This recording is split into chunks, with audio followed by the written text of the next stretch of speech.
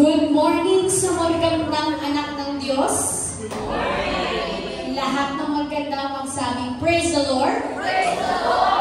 Lahat ng mga pogi magsabing hallelujah. Hallelujah. Purihin ang Panginoon. Humiti naman kayo muna sa umagang ito mga kapatid para talagang makita ang kabutihan ng Panginoon sa buhay ng bawat isa. Tayo po lahat ay tumayo. At sa pagsisimula ng gawain, itatawagin po natin si Elder Gana. Pananampahan. Hallelujah. Dakilang Diyos sa mga banal, kami po ay muling nagpapasalamat sa pagkakataon na ibinigay mo sa bawat isa upang kami ay magsama-sama, ikaw ay papurihan, dakilain at sambahin sa Espiritu at sa katotohanan. Ama, hinihiling po namin ang pagpapatawad mo sa lahat ng aming mga nagawang pagkukulang. Ikaw, O Diyos, ang magpatawad ng aming mga inisip, sinalita at ginawa na hindi naging katanggap-tanggap sa iyo, Diyos. Gawin mo kaming karapat-dapat sa aming paglapit sa umagang ito. At hinihiling po namin, Ama, na ikaw ang siyang mauna sa amin ng iyong Santo Espiritu, ang siyang kumilos, maglangis sa lahat ng itatayo mo sa aming harapan, sa mga awit, manunugtog, at lalo't higit sa lalaking gagamitin mo upang magdala ng iyong mga banal na salita. Umaasa kami, Panginoon, sa pagdaloy ng biyaya ng iyong banal na Espiritu, pagpapala mula na manggagaling sa iyong mga banal na salita. Ganon din, O Diyos, tinataas namin ang aming mga kapatid na wala pa sa lugar na ito. Ingatan mo po sila, Ama, patungo rito at hayaan mo makasama namin sila sa isang malaya at masayang pananambahan sa araw na ito. Umaasa kami, Panginoon, nasasamahan mo kami sa pasimula hanggang sa katapusan. Ito po ang aming hinihiling sa iyong dakila at makapangyarihang pangalan, sa pangalan ni Jesus. And everybody say, Amen. Listen pa, palakpakan natin ang Panginoon. Amen. The Lord gave us ng ating na araw at itong araw na ito ay para sa ating Panginoon. Amen. The Lord deserve the highest praise. Amen. Hallelujah. Jesus, we worship you, Lord.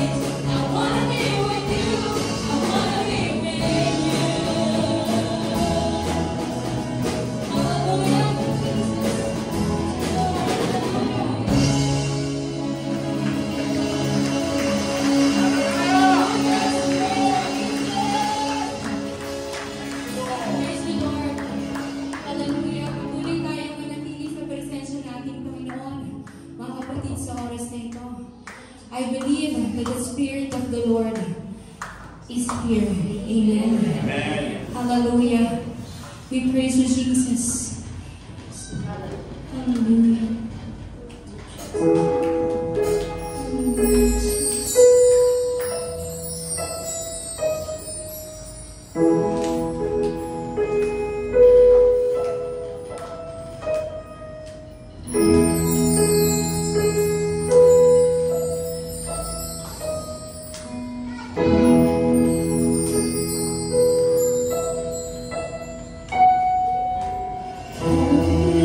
Oh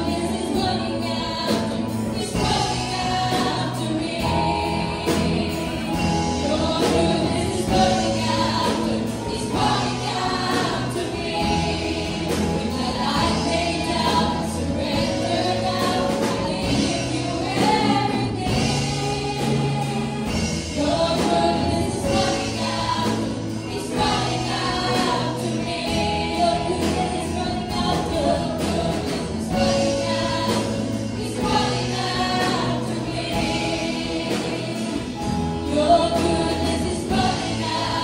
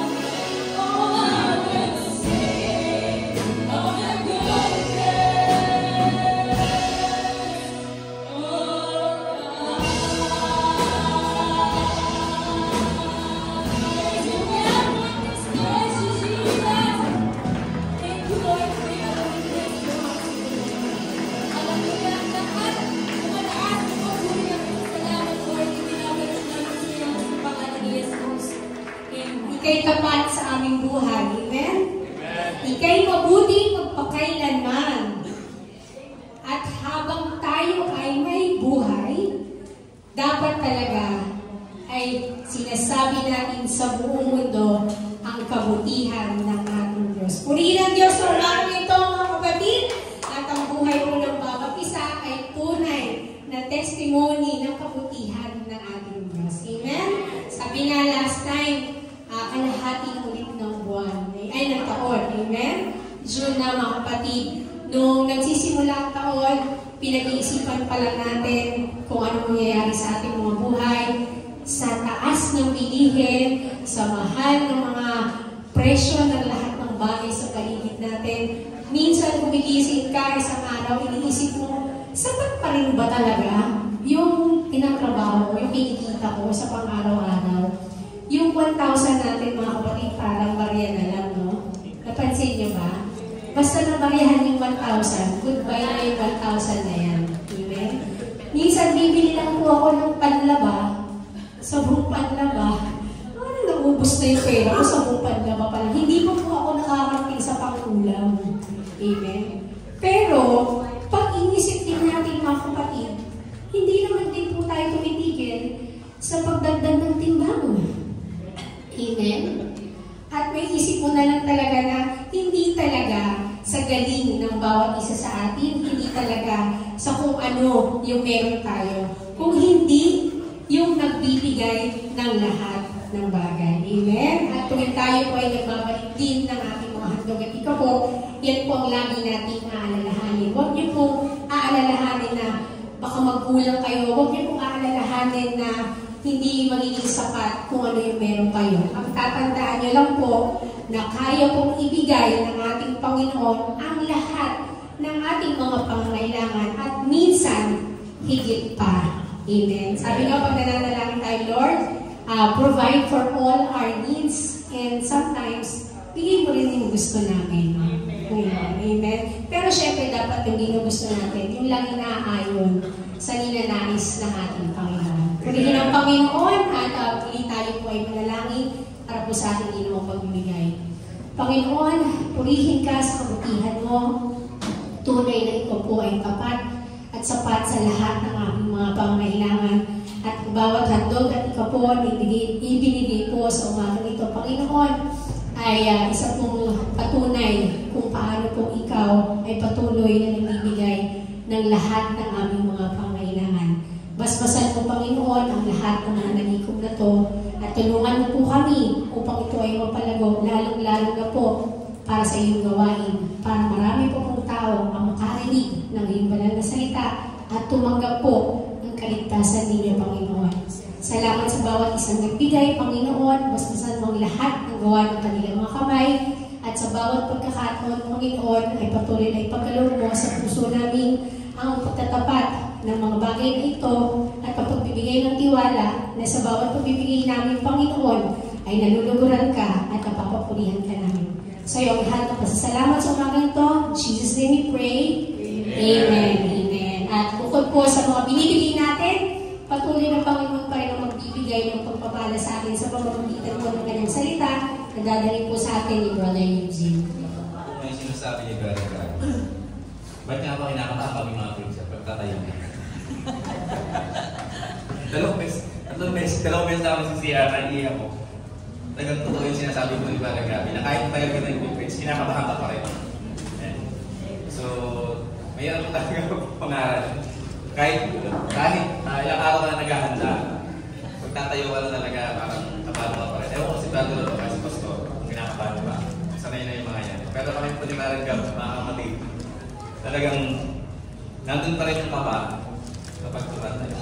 And salamat sa Panginoon. Praise the Lord, mga kapatid. At bagamat maraming mula, ay tayo pong lahat ay mga tagumpay. So makikita talaga natin, mga kapatid, yung mga matitibay sa pananampalataya.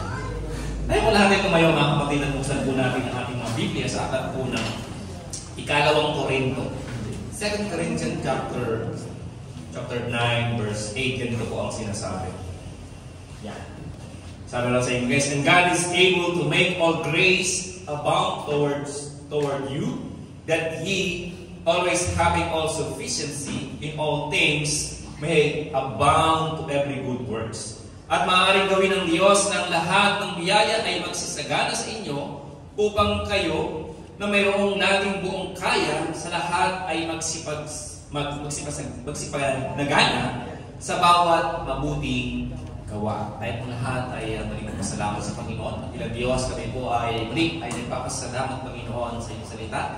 Salamat at patuloy po kami may kalayaan na pag-aralan at namnamin ang yaman ng iyong salita, O Diyos. Muli ay dalangin namin Panginoon ang minsan pa na bibigay mo sa amin ng iyong karunungan at kaalaman at kaunawaan, O Diyos. Tulungan mo kami Panginoon, kami na mga makikinig, ay hayaan mo na minsan pa ay maituon namin sa iyo Panginoon ang aming mga kaisipan, ang mga sarili.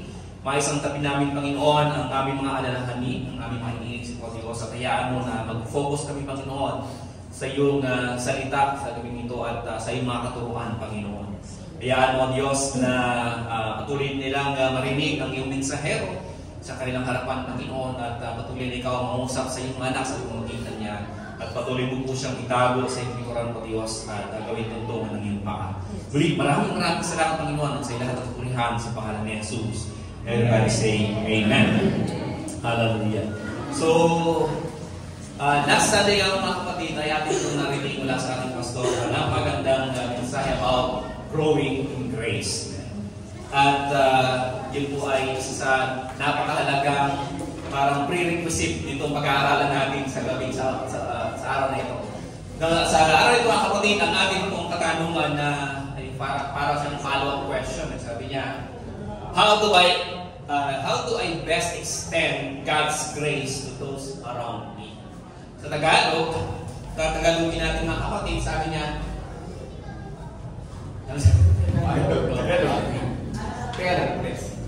paano ko maibabahaging mainam ang biyaya ng Diyos sa mga nakapaligid sa akin? So, napakagandang tanong mga kapatid.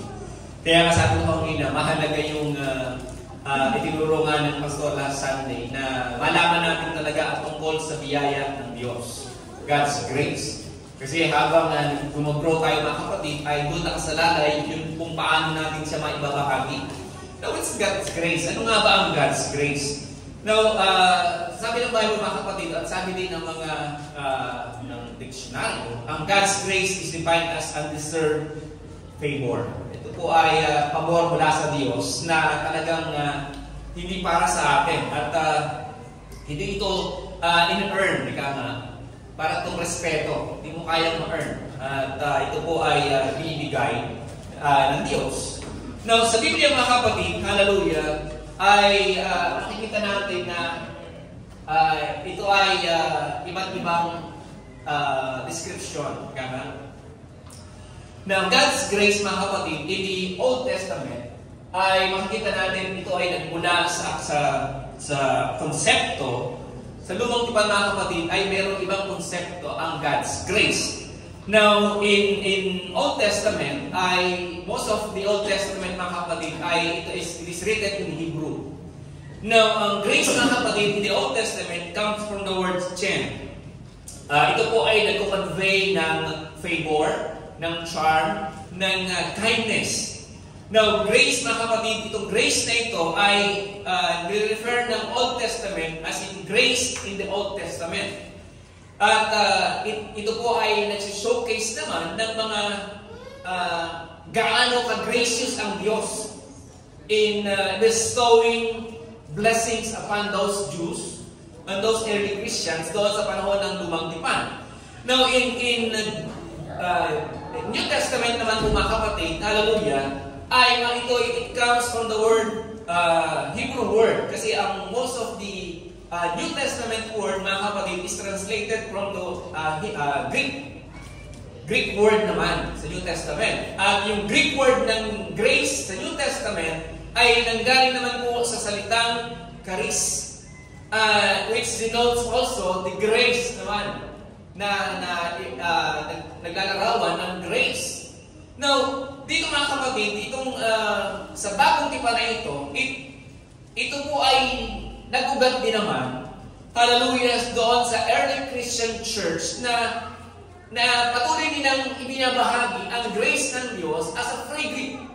Libreng regalo. At ito po ay mas binigyan ng parang na-distinguish ito yung grace ng Panginoon sa salvation. Ika nga. Yung free gift ng salvation na ibinigay ng Diyos, of course, through Jesus Christ. Na yung kaligtasan nga na ibigay ng Panginoon sa atin, it is what we call the unmerited favor of God, o parang love ng Diyos sa atin. Kaya nga, yung grace natin mga kapatid, yung grace ng salvation na tinanggap naman natin mga kapatid, ay ito po ay nagbigay sa atin ng talagang susi para lalo tayong bigyan, hallelujah, ng marami pang biyaya, ng biyaya mula sa Diyos.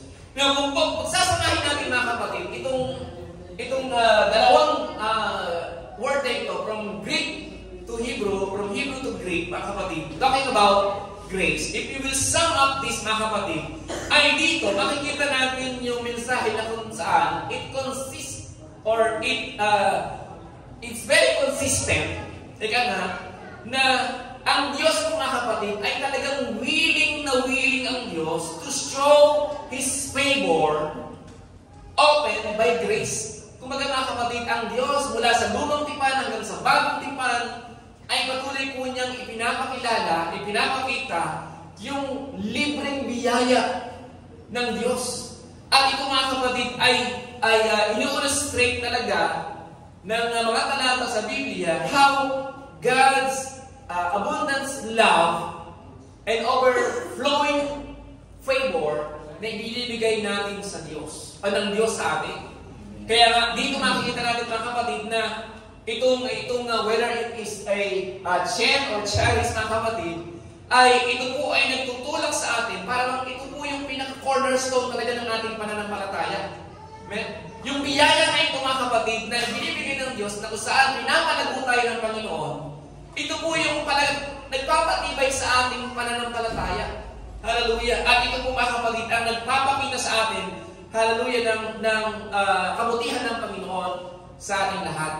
Now, comparing grace with mercy, magkaiba yun mga kapatid. Baka minsan kasi may mga talata sa Biblia na medyo nagkakapareho sila. Kung i-compare natin mga kapatid, comparing grace with mercy, ay ganito ang sinasabi.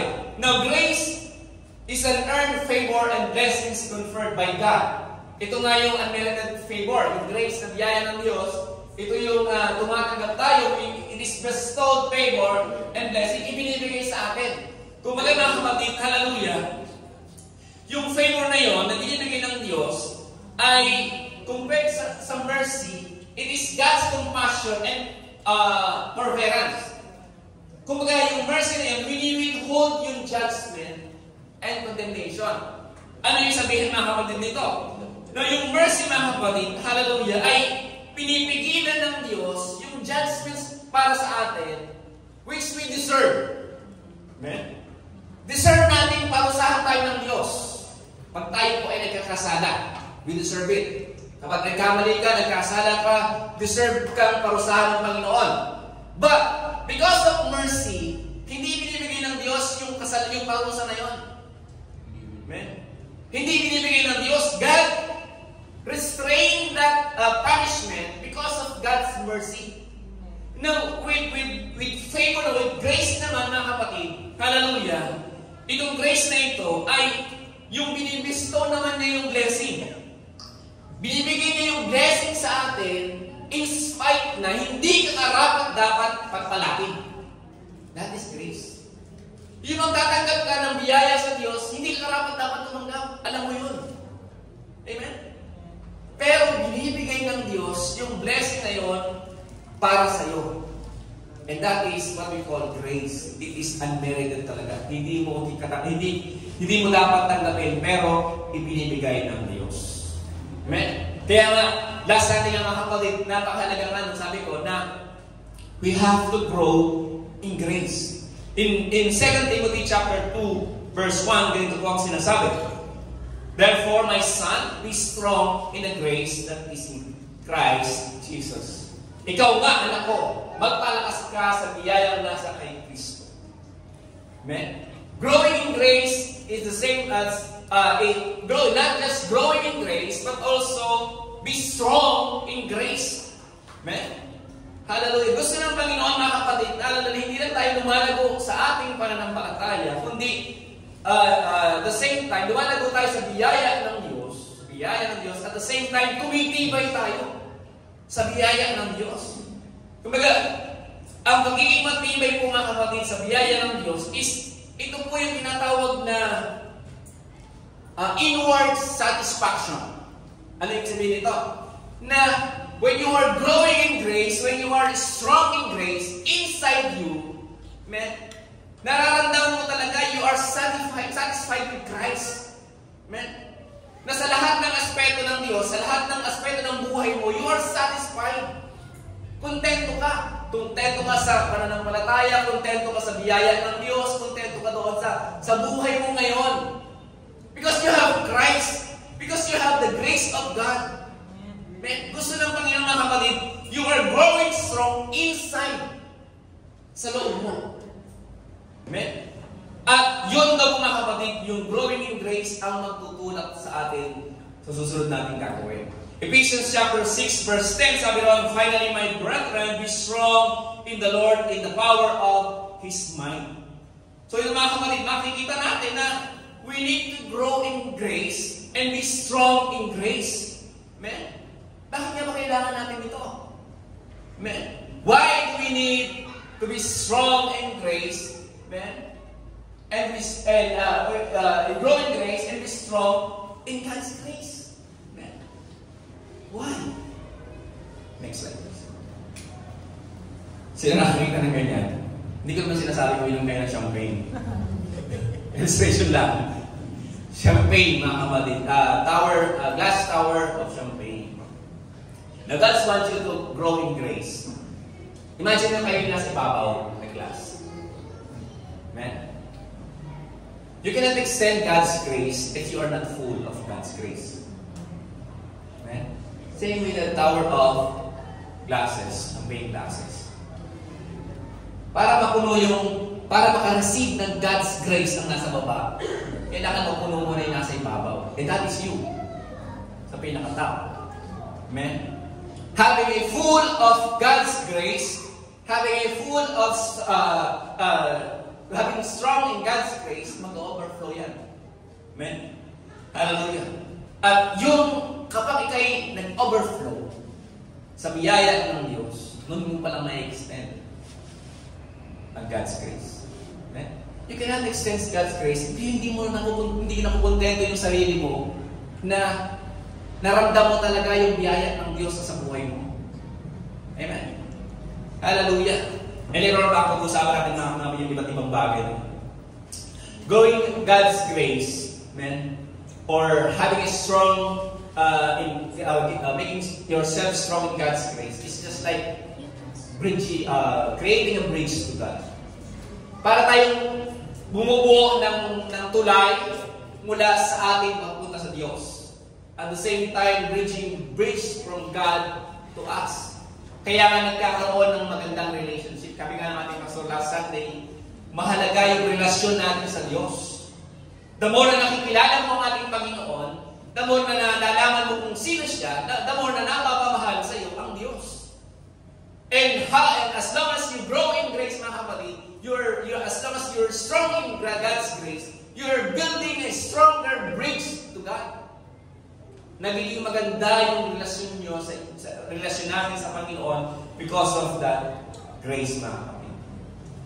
Now, dito sa ating binasa, mga kapatid, in 2 Corinthians chapter 9, verse 8, ay ito po, mga kapatid, yung istorya kung saan ang biyaya ng Diyos ay nananatili sa mga taga-Corinto.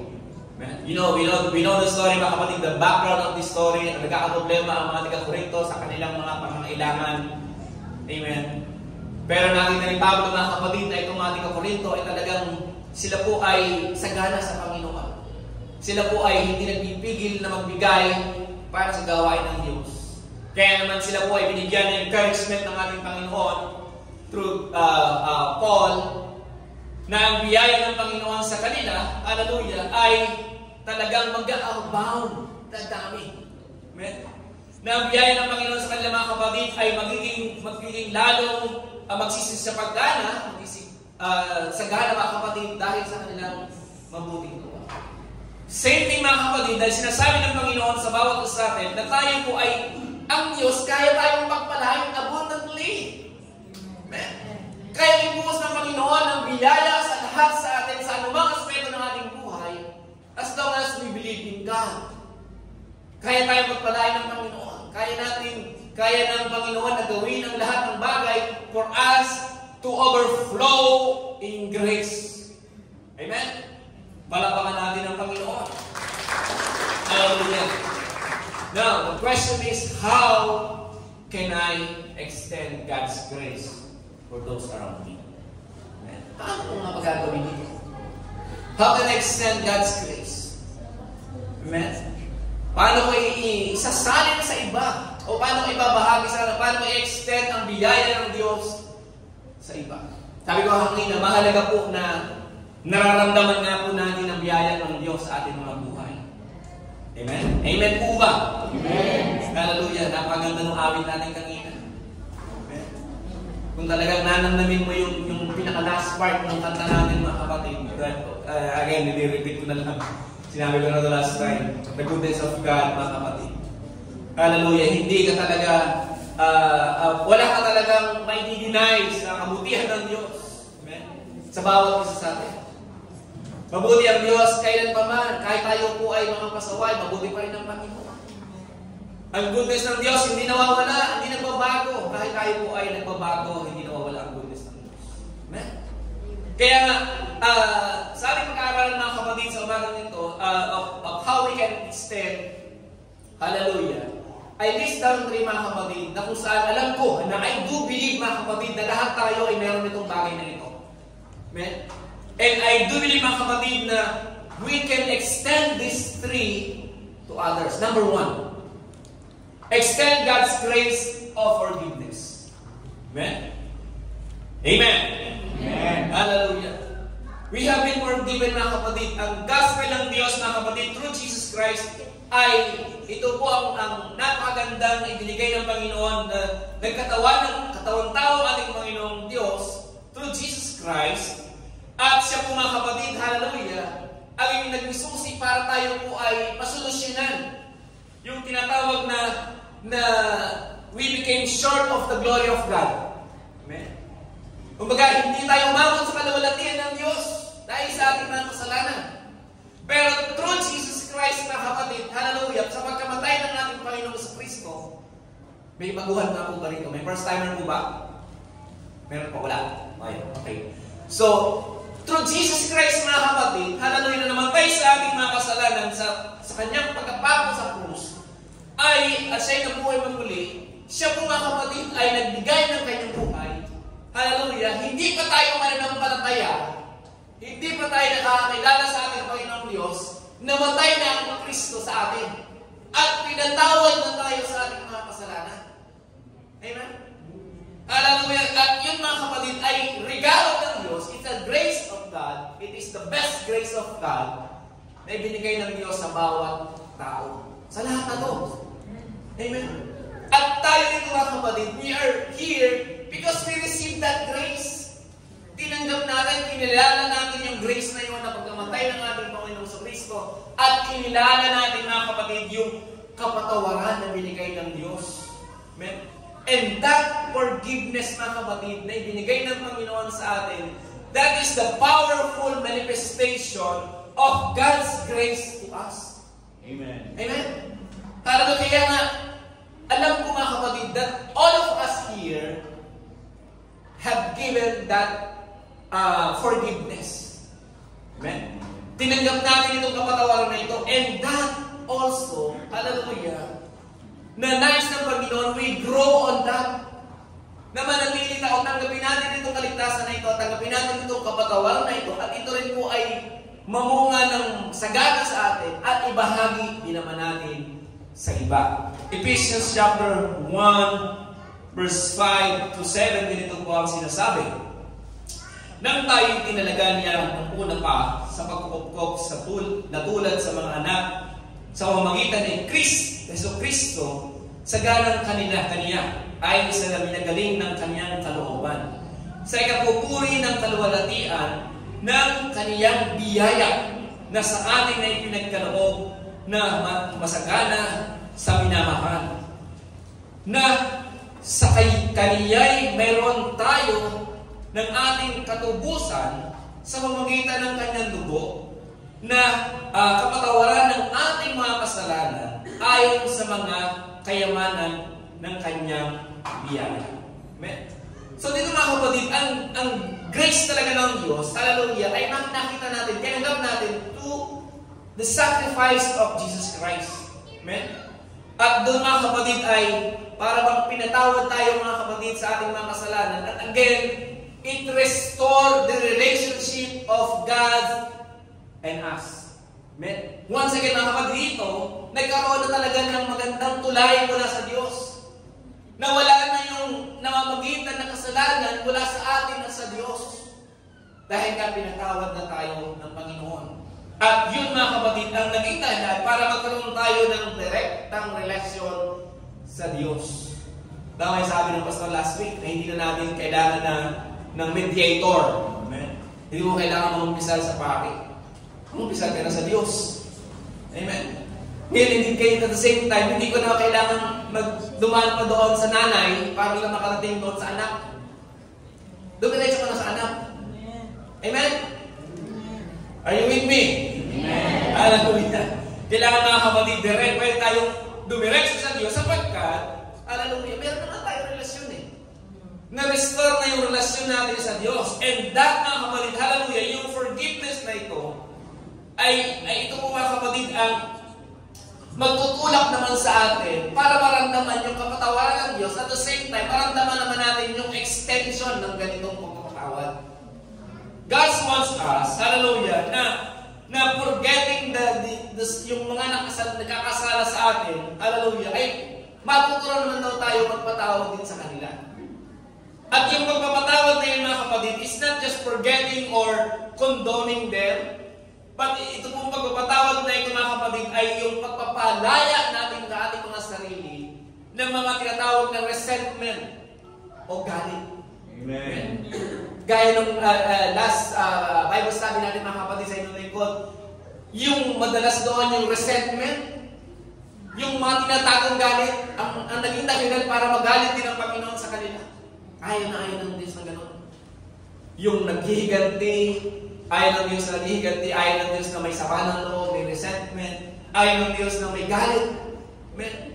Gusto ng Diyos mga kapatid, kapag ikay nagpatawad, when you extend forgiveness to others, God wants you to be free yourself from anger. Alisin mo yung resentment. Nagpatawad ka nga pero hindi mo na binabati. Parang isinumpa mo na. Amen? Hindi gano'n.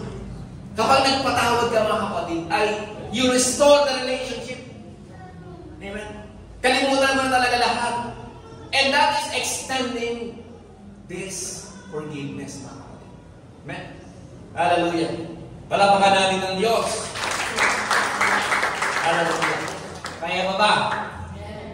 Praise the Lord mga kapatid. Kaya nga mga kapatid, ang pagpapatawad natin mga kapatid sa ating pong mga tao na nagkakasala sa atin ay para nating sinasalamin mga kapatid yung divine qualities na tinatawag na nagpapakita ng tinatawag na empathy, yung understanding, amen? At yun yung para bang nandun mga kapatid yung tinatawag mo na self-examination. Kapag talaga sinusuri mo ang sarili kung ito nga ba ay tama o nakakabuti ba ito sa Diyos. Amen? Kaya receiving God's grace of salvation and forgiveness mga kapatid ay ito po mga kapatid ay nire-require tayo talaga ng Diyos na i-extend natin ito. Yung forgiveness na ito at yung salvation na ito sa iba. Amen? Sapagkat nakikita natin mga kapatid na even yung mga apostol, mga kapatid, ay i-encourage nila ang kanilang mga miyembro. In the book of Ephesians chapter 4, verse 32, sabi ron, and be kind one to another, tender-hearted, forgiving one another, even as God, for Christ's sake, hath forgiven you. At magandang loob kayo sa isa't isa, mga mahabagin, na mga papatawaran kayo sa isa't isa, gaya naman ang pagpapatawad sa inyo ng Diyos kay Kristo. So makikita natin mga kapatid, even the Apostle Paul ay nire-remind itong mga tao taga Efesos, mga kapatid, na yung biyaya ng Diyos ng pagpapatawad sa kanila ay extend din naman nila. Amen? Hallelujah. Gusto rin ni Pablo, mga kapatid, at the same time, gusto rin ng Diyos na itong mga tao ito, mga kapatid, ay extend din yung pagpapatawad sa iba. Same with us, mga kapatid, hallelujah, yung forgiveness natin sa ibang mga kapatid, hallelujah, it's gracious, kailangan maging gracious towards others. Gusto ng Panginoon, mga kapatid, na tayo rin po ay mag-extend ng pagpapatawad sa iba. Pangalawa, next, extend God's grace in the hope of the gospel. So mga kapatid, lahat po tayo mga kapatid ay tumanggap na ng salita ng Diyos. We receive God's word. We receive the salvation of God. Amen? At ito mga kapatid ay tinanggap natin ng libre. Hallelujah. Now in the book of 1 Timothy chapter 1 verse 12 to 16 ay ganito po ang sinasabi. Nagpapasalamat ako sa Kanya, nagpapalakas sa akin kay Kristo Jesus na Panginoon natin, sapagkat ako'y kinarin niyang tapat na ako'y ininagay sa paglilingkod sa Kanya. Bagaman ng una, ako'y naging mamumusong at manguusig at nag-alimusta. Gayon, may kinahabagan ako sapagkat kayo'y ginawa ko sa di pagkaalam sa kawalan ng pananampalataya. Verse 14, at totoong sumagana ang biyaya ng ating Panginoon na nasa pananampalataya at pag-ibig na pawang kay Kristo Jesus. Tapat ang nagsabi at nararapat tanggapin ng lahat na si Kristo Jesus ay naparito sa sanglibutan upang iligtas ang mga makasalanan. Na ako ang Pangulo sa mga ito. Gayunmay dahil dito, kinahabagan ako upang sa akin na Pangulong makasalanan ay hindi maipahayag si Jesucristo ang buong pagpapahinuhod niya na halimbawa sa mga magsisampalataya sa Kanya sa ikabubuhay na walang hanggan. No, kung titignan natin mga kapatid, itong si Apostol Pablo ay talagang hindi pa rin nakakamubon, hindi talaga makabubon sa biyaya ng Diyos sa Kanya. God's grace towards Paul ay talagang ipinapakita talaga ni Pablo sa mga kapwa niyang mananampalataya. Dito sa talata nito mga kapatid, if we will shorten this mga kapatid, ano ang sinasabi? Now, Paul is saying here mga kapatid na he is the worst guy. Amen? Ever, sabi niya. I am the worst people on that time na pwede niyong imagine. Amen? I am the worst guy in that time that you can imagine. And yet, sabi ni Pablo, God choose me. Amen. Parang sinasabi ni Pablo, ako yung pinakamasama. Nung panahon yun. Ako yung hindi karapat-dapat nung panahon yun. Pero ako ang pinili ng Diyos. Sabi ni Pablo. Amen. Hallelujah. And sabi niya, ito po mga kapatid ay sinasabi niya na hindi lang siya pinili ng Diyos, kumbaga God pour out. Ibinuhos pa rin niyang Diyos sa Kanya ang biyaya niya. Amen? Imagine that, mga kapatid. Sa testimony ni Pablo. Hindi ako karapat-dapat, sabi ni Pablo, pero ako pa rin ang pinili ng Diyos. At the same time, ibinuhos ng Diyos sa Kanya ang biyaya para sa Kanya. Amen? Kung imagine niyo mga kapatid yung Kanyang sinasabi na ito.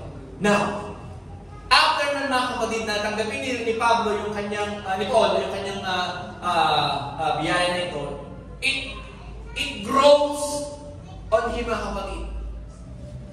Lumago ang kanyang pananampalataya, he grew in grace, he became strong in grace, at yung overwhelming na yun mga kapatid, hallelujah, ang nagtulak naman sa kanya to share the gospel of God. Amen. To share the gospel of Jesus Christ. Dahil nga mga kapatid, na-overwhelm siya sa biyaya ng Diyos, na-overwhelm siya doon sa tinanggap niya mula sa Panginoon. Nag-overflow itong mga kapatid, yung biyaya ng Panginoon sa kanya, yung God's grace sa kanyang buhay, and he was compelled by this, mga kapatid, to share the good news. Amen. Itinulak siya nito, mga kapatid, para ibahagi ang salita ng Diyos, ang kaligtasan sa ibang tao. Amen. Same thing, mga kapatid, hallelujah, na sinasabi ng Panginoon sa bawat isa natin.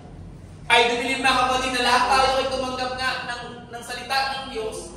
Naramdaman nga natin, mga kapatid, yung biyaya ng Panginoon sa atin, the goodness of God towards us. Amen. Gusto rin ng Panginoon, mga kapatid, we are compelled by overwhelming grace of God. Itutulak talaga tayo, mga kapatid, ng biyaya ng Panginoon na ibahagi sa iba ang salita ng Diyos upang maramdaman din naman nila ang pagmamahal ng Diyos mula sa Kanya. Amen?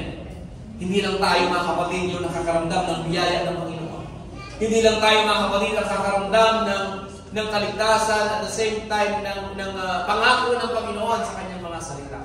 Amen? In the book of 1 Corinthians chapter 9 verse 16, sinasabi rito, sapagkat kung ipinangaral ko ang Ebanghelyo ay wala akong sukat ipagmapuri.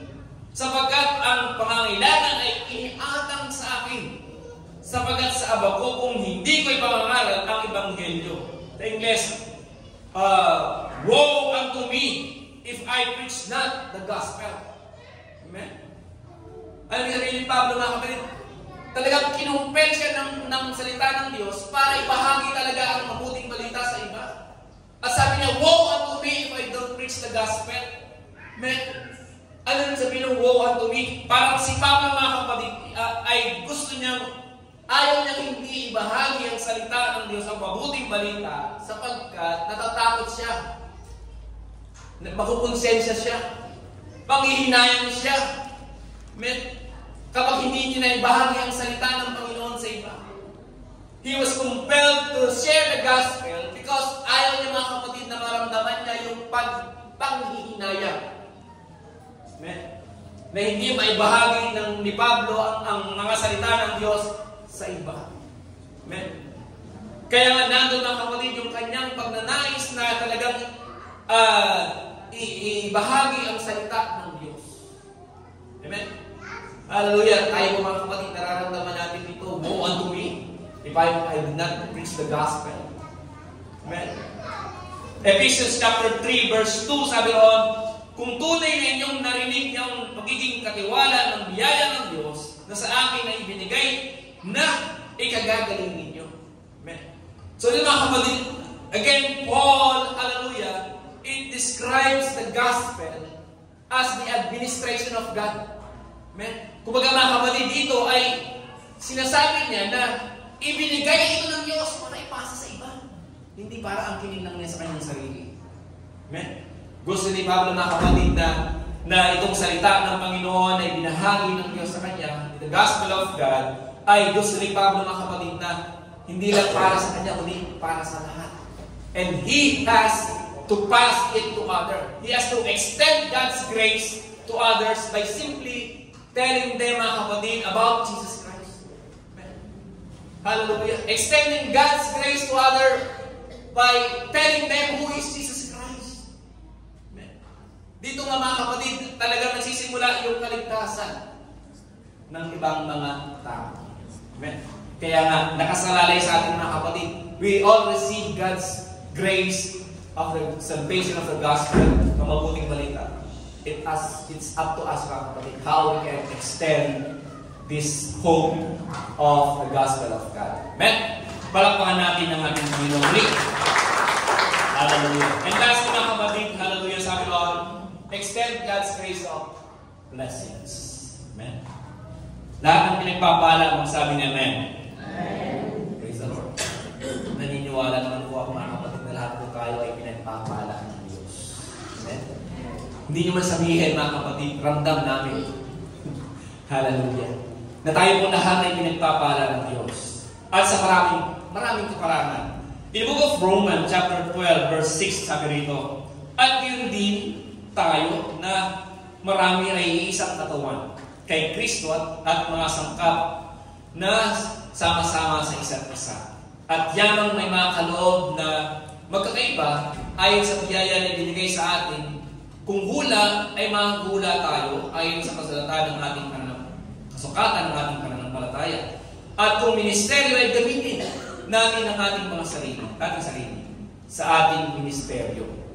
O ang nagtuturo ay sa kanyang pagtuturo. O ang umaaral ay sa kanyang pag-aral.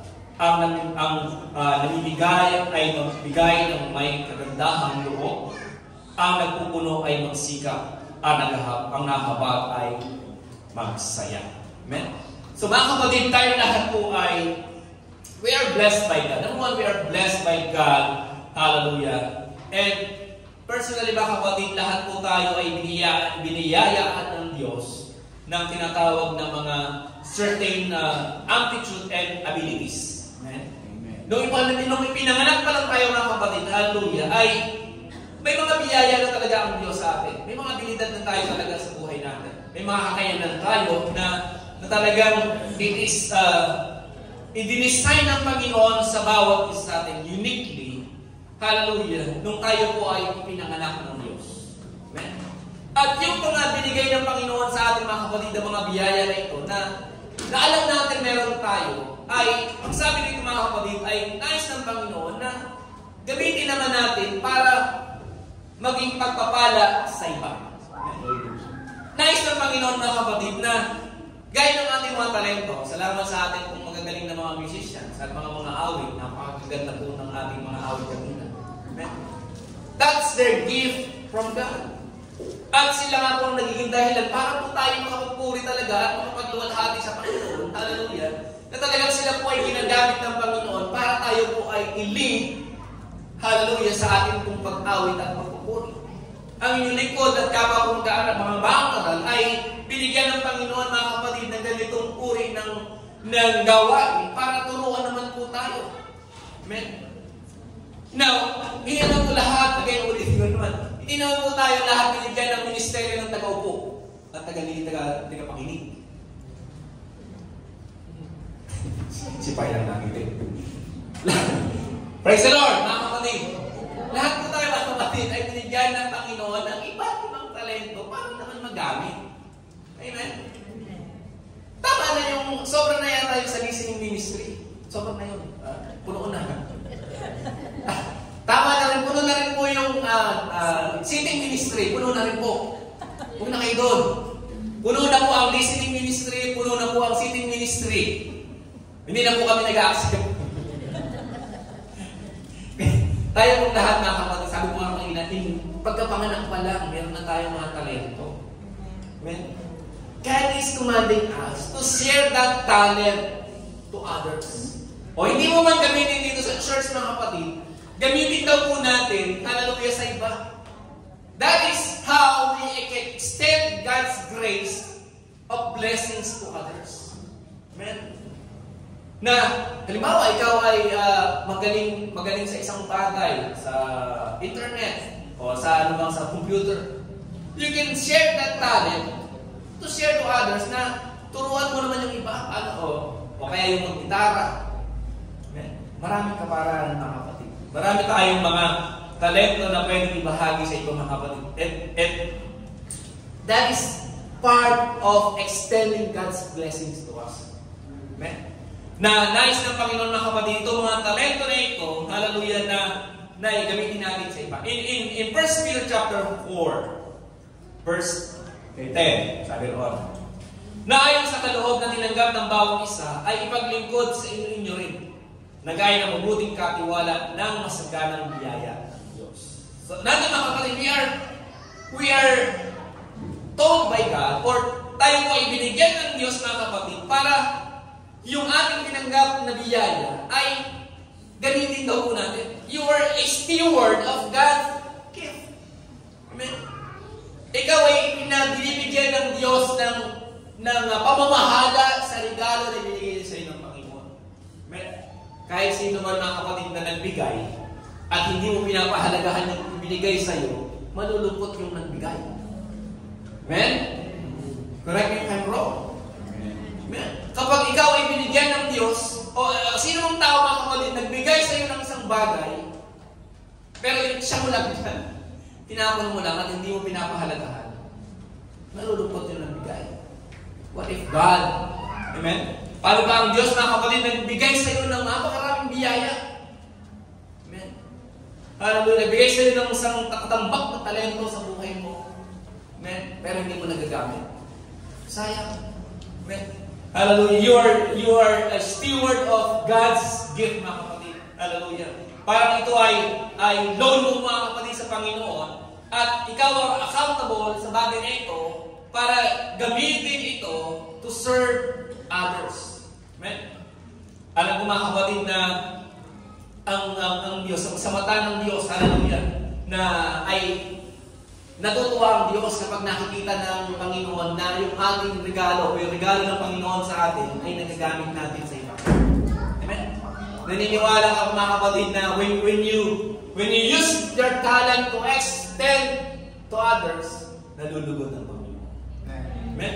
So hindi, mga kapatid, dahil kaya sinasabi ng last verse na yung kanina, yung Romans 12:6, sabi ko, the last part. We are all blessed materially. Amen? Nagpapala tayo ng financial. Amen? Hallelujah. May mga kapatid na tayo, gusto na mag-full time. Kung pagpapalain lang talaga sila ng Panginoon, kung full time na sila sa ministry. Ang gusto rin yung ganun, mga kapatid. Amen? Hallelujah. No, that blessing, mga kapatid, materially, we can extend also. Amen? Yung biyaya ng Diyos, mga kapatid, sa atin, nananagana nga sa atin. Nananagana ang biyaya ng Diyos sa bawat isa sa atin. Now, sa atin kung pananagana, pwede naman natin i-extend ang ating pong pananagana ito sa iba. Sharing your blessings to others, mga kapatid, is sharing also or extending also the blessing of God. Not just talent, but material things, mga kapatid. Amen? Na kapag binahagi natin itong, mga kapatid, itong bagay na ito, hallelujah, ay nalulugod pa rin ang Panginoon sa bagay na ito. Na alam natin, mga kapatid, that every great gift na binibigay ng Panginoon, that everything na sinishare natin, mga kapatid, sa iba, the result of that grace, hallelujah, na nararamdaman natin, mga kapatid, ay nag-multiply ito ng tinatawag na joy, hallelujah, at grow sa iba din naman. Amen? Na kapag tayo, mga kapatid, nararamdaman talaga natin ang biyaya ng Diyos, at the same time, ina-extend natin itong biyaya ng Diyos sa iba, at nalulugod sila, mga kapatid, but alam natin, mga kapatid, sa ating mga sarili, nagagalang din tayo. Amen? Just like what God is feeling when we extend the grace of God to others, at yung others na ito, mga kapatid, ay nalugod talaga sila, at nagpuri sa Panginoon, kasama tayo nagagalang. Amen? Sa kanilang pagkakas. Amen? Kaya nga, napakahalaga, mga kapatid, na itong tatlong bagay nito ay this is three, mga kapatid. Marami pang bagay, marami pang biyaya ng Diyos, mga kapatid, na pwede nating ilathala dito. Pero these three, mga kapatid, are things that we have right now. Meron tayo lahat ito. Amen? All we have to do is to grow in these graces na binigay sa atin ng Panginoon. And once we grow, mga kapatid, it will overflow to others. Madali na lang natin may extend, mga kapatid, talaga ang biyaya ng Diyos sa iba. As long as we are full in grace of forgiveness, in grace of the hope of the gospel, and in grace of the blessings of God. Amen? Palapakan natin ang Panginoon. Tayo kung hapon tayo. Glory.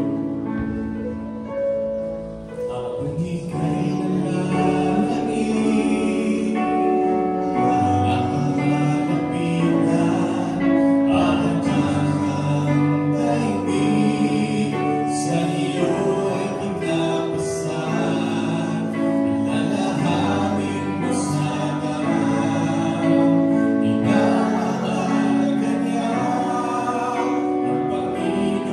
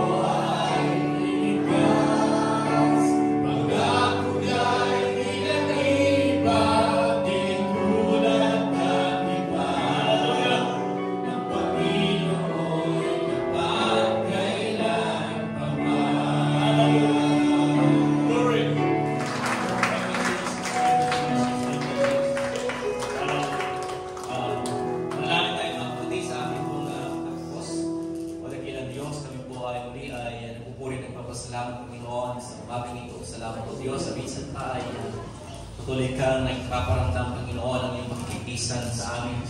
Salamat o Diyos sa kalakasang spiritual.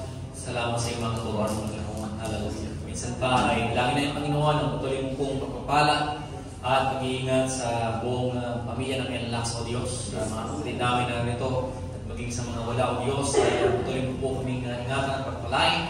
Pagpalain mga buong sambahayan ng aming mga kapatid na ito o Diyos. Muli sa amin pong pansamantalang pag-iwahiwalay Panginoon, ang dalangin namin ay patuloy mo pong pag-iingat. Ingatan mo kami sa aming mga pag-uwi sa aming kanilang tahanan at hindi ako muli sa mga susunod na aming gawain. Muli, maraming salamat Panginoon at sa ilahat ng purihan sa pangalan ni Jesus. Lagi sa aming Amen. Taas po natin ang mga kamay. Kapatid, katapos-tapusan, paalam na. Biyaya po ng aming Panginoon ay sumatin ng lahat. Mamuhay po tayo ng may kapayapaan at may pag-ibig sa isa't isa. God bless you all and all this in Jesus' name. Kamay po lang. God bless.